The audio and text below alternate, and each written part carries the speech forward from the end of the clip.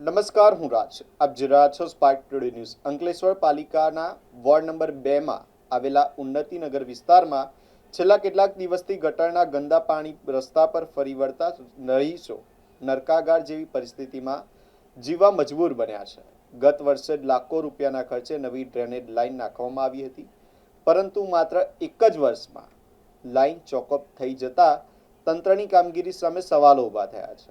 સ્થાનિકોનો આક્ષેપ છે કે કામમાં ભ્રષ્ટાચાર થવાના કારણે ટૂંકા સમયમાં ગટર ઉભરાવાની સમસ્યા શરૂ થઈ છે. રહીશોનો આરોપ છે કે ચૂંટાયેલા પ્રતિનિધિઓ ચૂંટણી સમયે જ મોટા વાયદા કરી ગયા, ત્યારબાદ અહીં દેખાયા જ નથી. ઉન્નતિનગરના સ્લમ વિસ્તાર અને મંદિર પાસે ગંદા પાણી ભરાઈ જતા લોકો માટે આવન જાવન મુશ્કેલ બની ગયું છે. બાળકો અને વૃદ્ધોને ગંદા પાણીમાંથી પસાર થવું પડે છે, જેના કારણે આરોગ્ય જોખમ વધ્યું છે.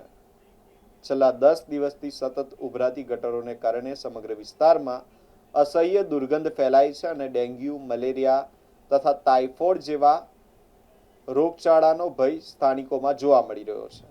વારંવાર રજૂઆત છતાં તંત્ર દ્વારા કોઈ કાર્યવાહી ન થતા રહીશો તાત્કાલિક ઉકેલની માંગ કરી રહ્યા છે. હું તારફળિયા અંકલેશ્વર ઉન્નતિનગરમાં રહું છું. એટલે વિનય વસાવા આ બધું વાયદા કરીને ગયેલો છે કે આ ગટર બનાવી દઉં, આ રોડ બનાવી દઉં, પણ કશું હજુ કર્યા નથી. ને એ ગાડી આવીને અમે કહીએ છીએ તો પાછો અમને એવી ધમકી આલે કે તમારા લીધે ખરી હું આવેલો છું, તમારા વોટના લીધે ખરી આવેલો છું, કે તારી કરવાની ઓકાત નહીં હોય તમારી ગલીમાં પગ શું કામ મૂકે. તો આટલા ટાઈમથી વાયદા બતાવે છે, આજે કેટલા વર્ષથી આવી ગટર ઉભરાય છે, રોડ નહીં બનાવતો કંઈ નહીં. તારી ઓકાત નહીં હોય તો હું કરવા તો એ ગાડી આવતો હે, તું એ તારા રૂપિયા આવ્યા હે, લોકોને બંગલો બનાવી દીધો અને આ ભાડેથી આપી દીધો. એ બંગલો બનાવે એ બી ભાડેથી આપી દીધો. ત્યાં ગરીબો સાઈડ જો હવે મંદિરે બધું કેટલું પબ્લિક દૂર દૂરનું આવે છે ને લોકો વળી વાતો કરે કે તમારા મંદિર હોય આટલો બધો ગજવાળો, તમે તારું જ નામ લઈએ છે. ત્યાં વિનય વસાવા અમારું કશું કરતો નહીં, એ ચોર છે.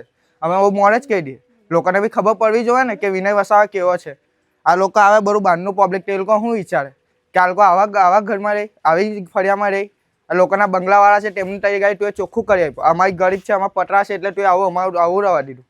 તો એ ગાડી રહી તો તને ખબર પડે કે કેવું છે ને કેવું નહીં. ને આમાં છે ને જોવું પડે, ગરીબ સાઈડ બી જોવું પડે ને માલદાર સાઈડ બી જોવું પડે.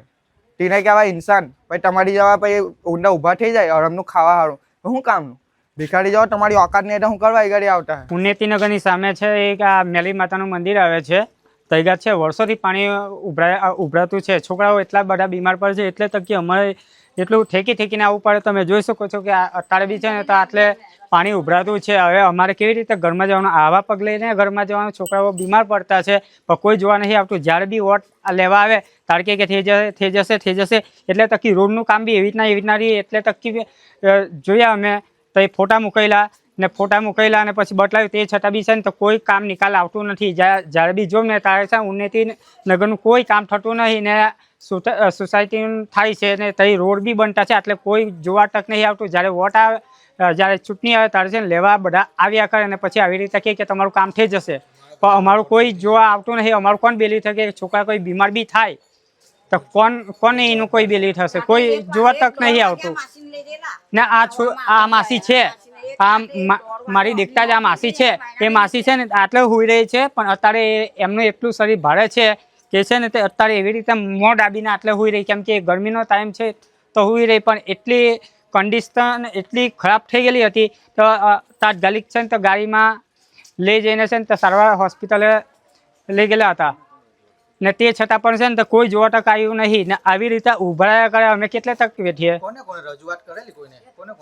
બધાને રજૂઆત કરેલી હતી. એટલે તકી મારા મોબાઈલમાં છે ને તો ફોટા બી મોકલાવી આપેલા હતા કે આવી રીતે થાય. એટલે તકી નગરપાલિકામાં બી અમે ગયેલા હતા કે આવી રીતે થાય છે, પણ કોઈ જોવા આવ્યું નથી. ને ખાલી જોઈને ખાલી જતા રહે, બીજું કશું કંઈ કરતા નથી. ને જ્યારે વોટ આવે તારે કે ચૂંટણી આવે તારે કે આને આપજો ને તેને આપજો, એવી રીતના કહે ને બાકી કોઈ જોવા નહીં આવતું ને કોઈ અમારું કોઈ બેલી નહીં થતું.